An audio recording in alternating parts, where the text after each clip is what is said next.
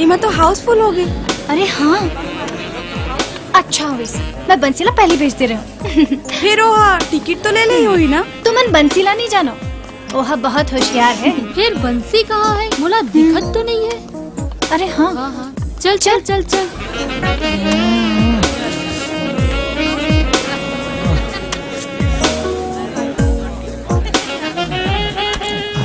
अरे बंसी, छोटे मालकिन वो टिकट का हो गए?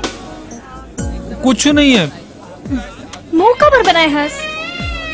अरे कुछ नहीं छोटे मालकिन, का बताऊं। एक मतलब तोला फिल्म की टिकट नहीं मिली। अब अपन मुँह से कैसे बोला हूँ? बंसी, अरे यार तो बंसी आज तो मूड ला खराब कर दी। अरे तक का हो गए छोटे मालकिन, तुमन तो मोला घर के जोगी जोगड़ा समझता हो। अरे तुमन एक ठन टिकट में एक हीरो फिल्म देखल जाता हूँ ना, मैं तुमन ला बिना टिकट के अब्बड़ अकन हीरो मन के फिल्म देखा हूँ। भाई गे तो दिखा तो दिखा ना।